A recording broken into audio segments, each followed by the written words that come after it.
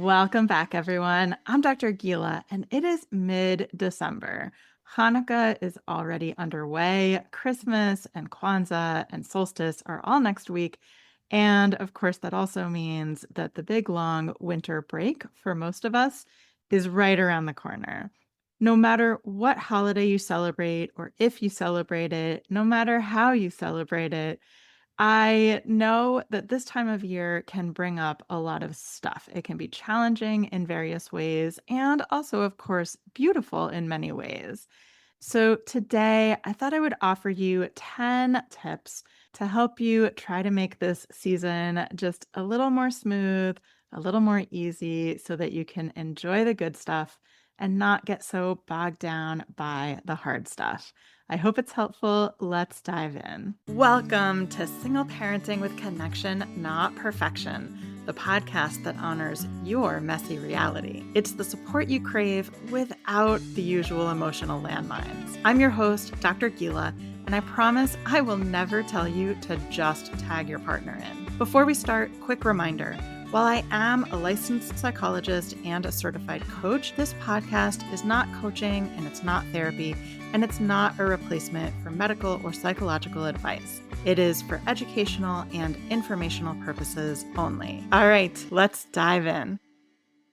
All right, so my first tip for the holiday season, and honestly, this probably applies not just during the holiday season, but especially, is to keep context in mind.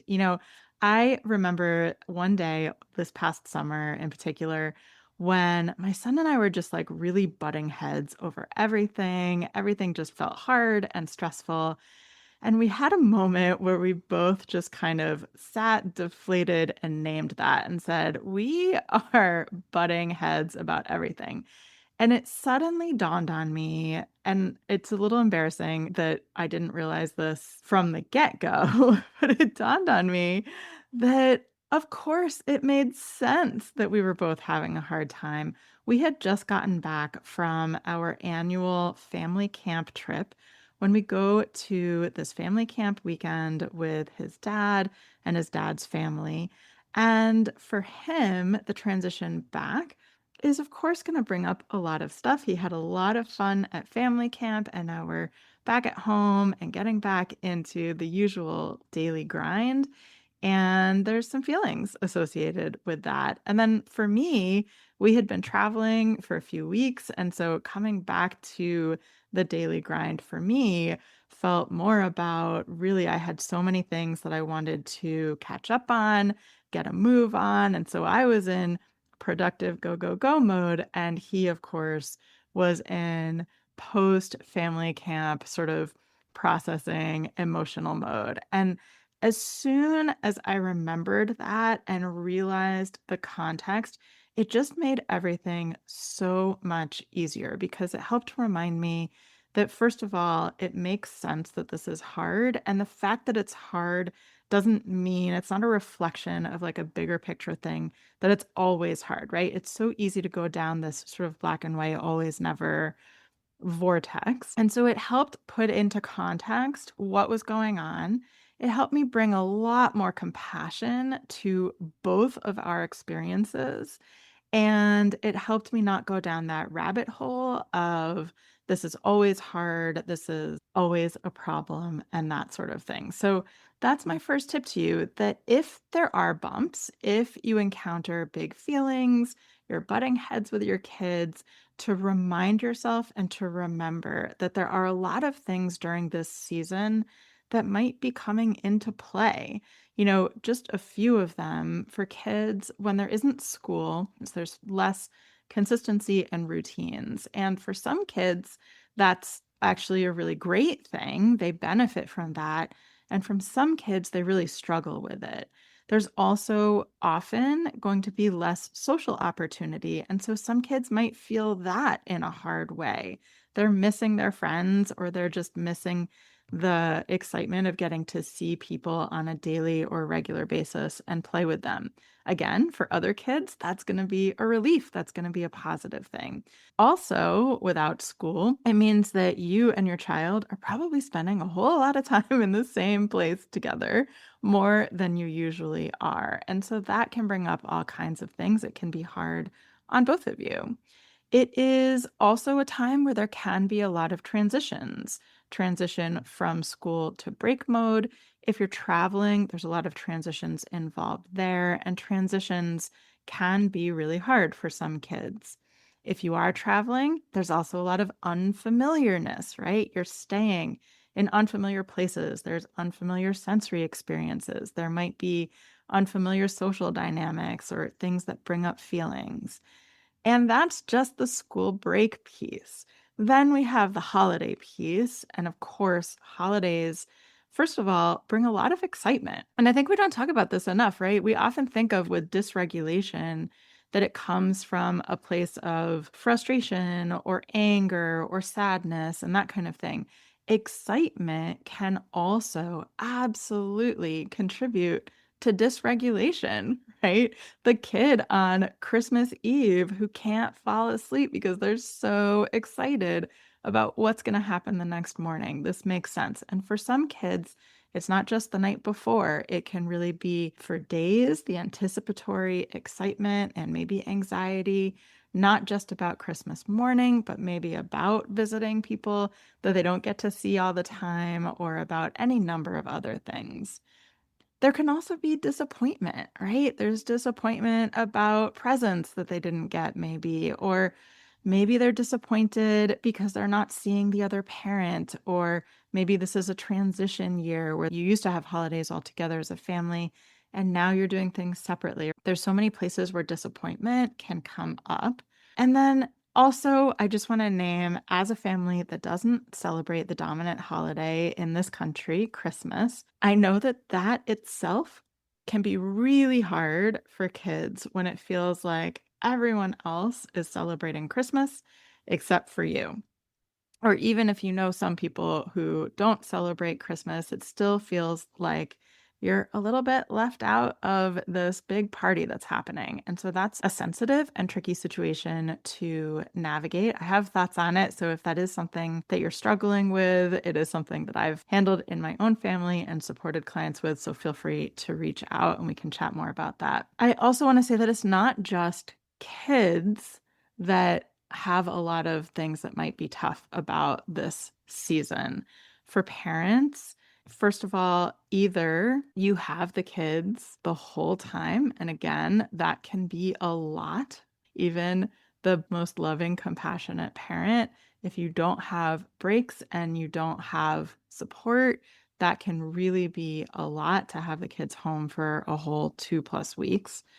If you are sharing custody and you don't have the kids, especially over special holidays, but even not, even during part of the break, that can be hard. And then one last thing I'll add for especially parents, but I think this can also affect kids as well, is this sense, especially in the age of social media, it can feel like everyone else is living these idyllic lives and maybe has a lot of what you had hoped that you would have or expected you would have, or maybe you used to have it and you no longer do. So really, at the end of the day, what I'm saying is there are so many valid reasons that this season can be challenging. And if and when the bumps arise, for you to keep that in context so that you can bring that empathy and compassion to yourself and to your child and not get lost in the endless spiral of fears about this being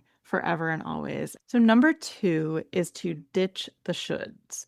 Give yourself the permission slip to make decisions based on your family's needs. Now, I know that this is much easier said than done.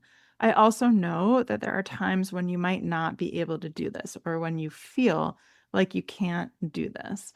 But to the extent possible, I really want to invite you to give pause to anything that you're saying yes to and really think about, does this meet my child's needs? Does this meet my needs? Remember, you know your family best. You know your child best. You know yourself best, and you know what you need. And yes, sometimes that's going to go against what society expects of you, maybe what your family expects of you. And honestly, sometimes even what you expect of you. We have these internalized expectations that come from outside, but they're so powerful and so prominent that they become internalized. And so this is a friendly reminder that you don't have to do any of it, that you have choice and autonomy here, and where possible, to really consider what your family needs and what you need. You matter. And that leads me to my third tip, which is more specifically about things to take in consideration to consider your and your children's needs. Really think about what might help set you up for success. That's a perspective, an approach, a phrase that I love to use. What is going to set us up for success? So think about what might be tough. And again, for a lot of people, this season is not tough and it doesn't bring up a lot of stuff. And that's beautiful and wonderful and great. I'm guessing that if you're listening to this episode, there are some things that might be hard or that you're worried about being hard. So take a moment and think about, what are some of the things that might be hard? And are there ways that you can minimize the likelihood of that being hard? So I just want to touch on a few examples.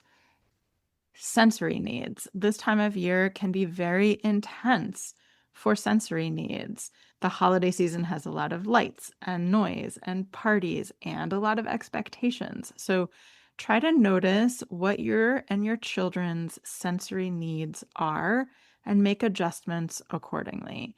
One idea is, if you are going to a big social gathering, to a party, or maybe you're visiting family out of town or something like that, to first of all have check-ins about how everyone's doing, and to maybe bake in some sort of plan around if people are starting to feel overstimulated. So maybe you and your child come up with a code word that means I need a break, or maybe they just say I need a break. But it can be fun to come up with a fun little code word.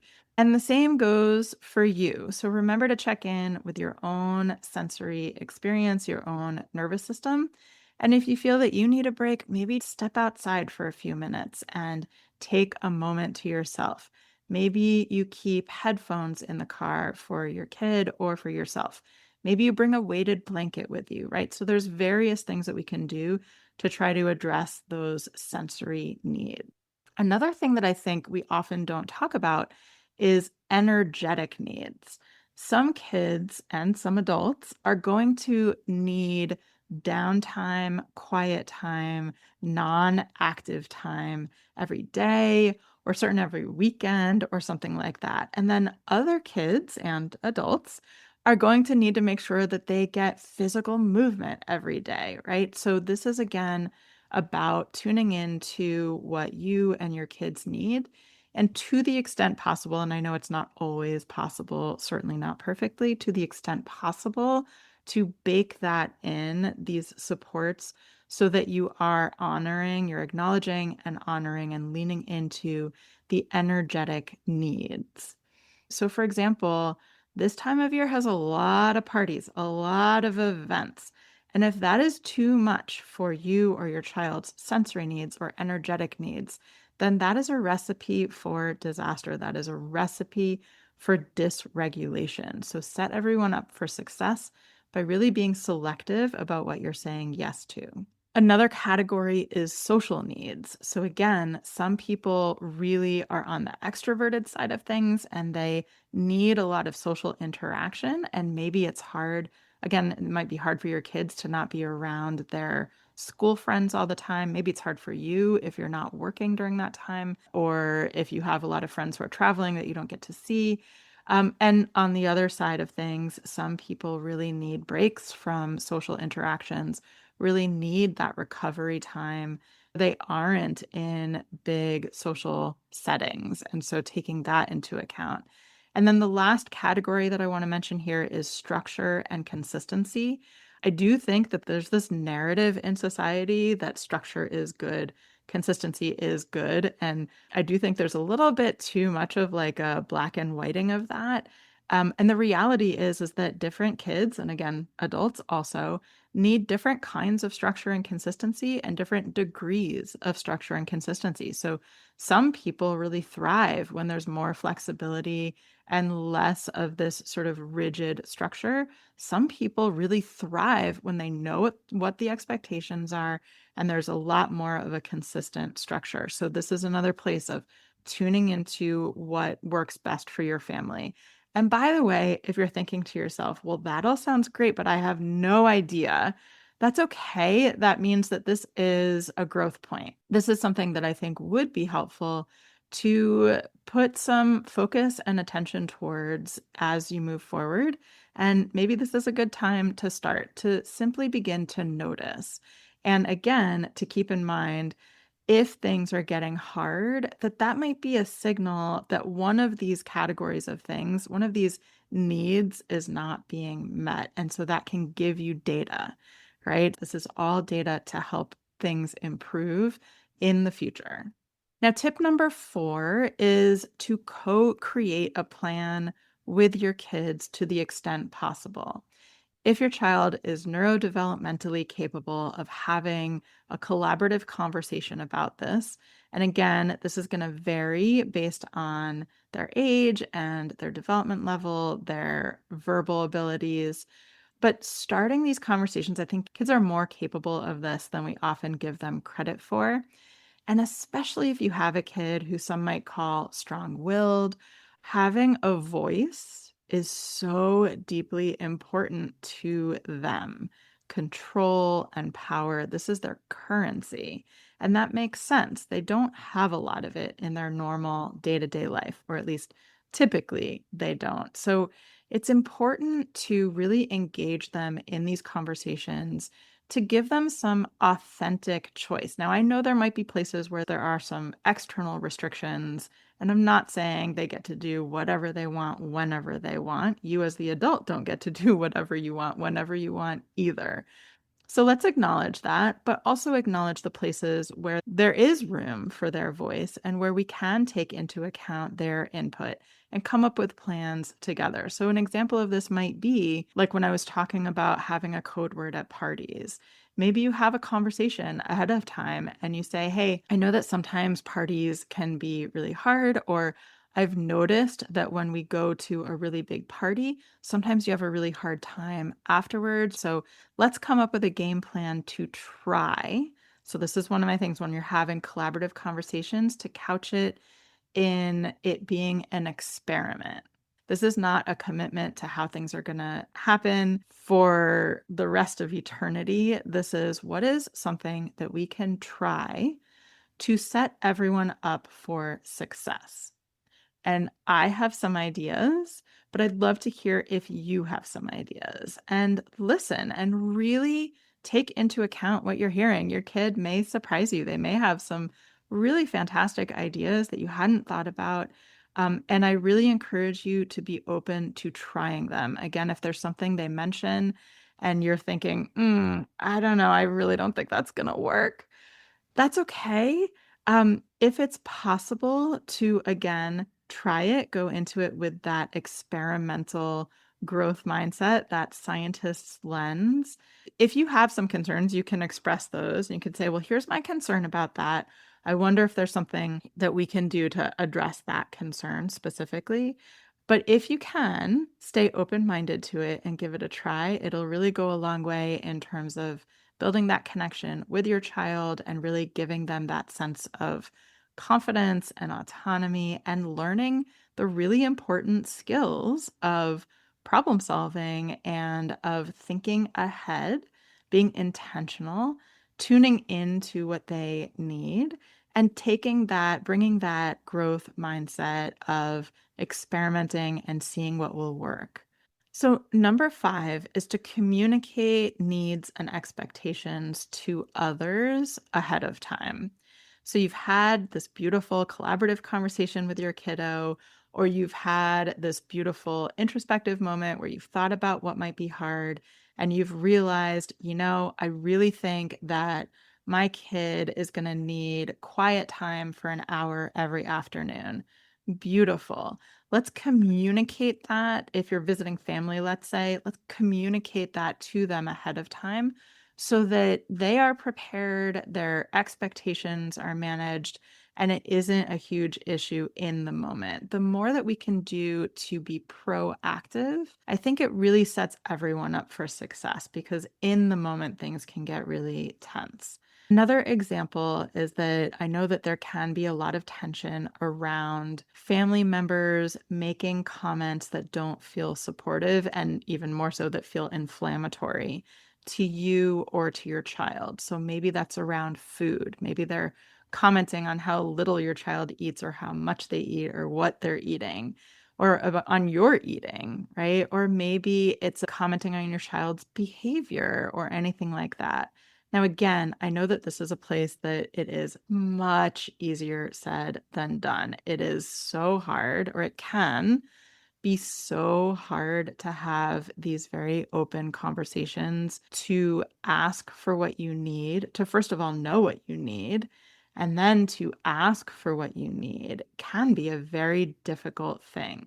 So I don't want to minimize that. And again, the overall theme and thread here is that you don't have to do it perfectly. This is all a work in progress. But this is an invitation to you and a reminder to you that it is very valid for you to express what it is that you need and your kids need and what you think would set everyone up for success. Another thing that can tend to happen is we get really angry, and I say we because I've done it too. We get really angry or resentful towards people for behaviors that they are doing that are crossing our boundaries or not supportive or even more so inflammatory without giving them the information and opportunity to do it differently. So it may be that they are not aware that this is a need of yours. And you might think that it's obvious, but it may not be obvious to them. And so giving them the opportunity to meet your needs, to support you in the way that you need before getting angry and resentful that they are not, that is really, it's fair, right? And it again sets everyone up for the most success. So remember here, you know your family best. Your needs matter. Your kids' needs matter. And you can be respectful and compassionate while also expressing and holding your boundaries. Also, it's important to remember here, the only behavior you can control is your own. So you can ask and you can express, and it still might not happen. And that is really hard. Remember that you are in charge of your behavior. And that, I think, is a really empowering thing. And you are not in control of anyone else's behavior, and that can be really hard. So, keeping that in mind, recognizing that, and leaning into the pieces that you can control and letting go of the pieces that you can't. Again, I know easier said than done. I should say pretty much everything that I'm mentioning here, of course, is easier said than done. And pretty much everything that I'm mentioning here is a work in progress. And all of it are things that if you want support around, that to please reach out. These are certainly understandable areas to need support around, and these are really like juicy areas to dig into to support you and your kids in the future. Speaking of needs, number six is to bake in some micro connections every day. When we think of quality connection time with our kids, we often think about these like big activities, right? Going somewhere really special. And that's all beautiful. But the truth is that even these smaller moments, even 5 minutes, 10 minutes of time together where you are focused on delighting in your child and being with your child and connecting with your child without giving them demands, instructions, expectations, telling them what to do or not do, correcting or fixing what they're doing, where really the focus is to bask in your child's awesomeness and to have that quality time. Don't underestimate the power of even 10 minutes on a daily basis of that kind of pure presence and delight and connection time. It not only helps your kids and really sort of builds up their capacity to handle the hard stuff, it can also have a beautiful effect on your own regulation and capacity, because it's very easy to fall into these patterns where we are constantly asking our kids to do things or not do things, or we're getting frustrated with them for doing things or not doing things. And so really taking a break from that dynamic to solely focus on connection and presence can really fill everybody's cup. Also, remember to carve out some moments to connect with yourself as well. And that brings me to tip 7, which is to make space for big feelings, theirs and yours. I like to talk about this sort of yin yang of permission and perspective. Permission means giving yourself or giving your child permission to feel the hard feelings. Again, the holidays can bring up so much that can be hard or prickly. There can be loneliness, comparison, grief, resentment, disappointment, of course, and so much more. Also, excitement is often thought of as a positive emotion, but it too can be a hard emotion. It can bring up some prickly and hard things. So the permission piece is about not dismissing, pushing away, or stuffing down those feelings. I like to describe it as being like one of those foam pool noodles. If you're sitting on a foam pool noodle, it's going to stay under the surface of the water. But as soon as something throws you a little bit off balance, the pool noodle is going to come exploding out of the water. It doesn't gently glide to the surface. It explodes out of the water. And that is often what happens when we try to push these hard, prickly feelings down, to keep them down under the surface. And then when something throws us a little off balance, they come exploding out. So it's important to give yourself permission to feel those feelings. For you, the parent, what that might look like is talking to a friend, calling a friend, or journaling is something that I strongly believe in. It's a beautiful practice. And one type of journaling that can be really helpful is audio journaling. So this is where you speak aloud, you record yourself speaking.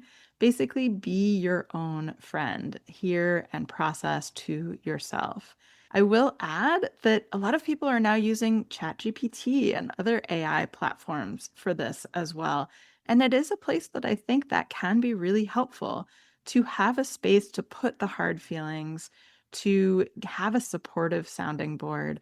GPT is supportive to a fault, but in this case, that supportiveness can be a beautiful thing. Posting in a Facebook community is another way to do this.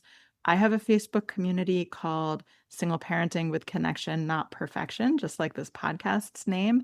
And I would love to have you join us in there. And you're always more than welcome to post, whether it's simply to vent or process or to ask input on something. You're always welcome to post. For your kids, permission to feel the prickly feelings means listening. It means hearing what they're saying, not trying to immediately fix it, not trying to dismiss it or invalidate it, reflecting back what you hear, validating what you hear, and simply being present to hold space for those hard feelings.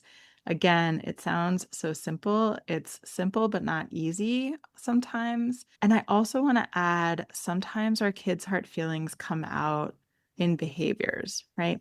Behavior is communication.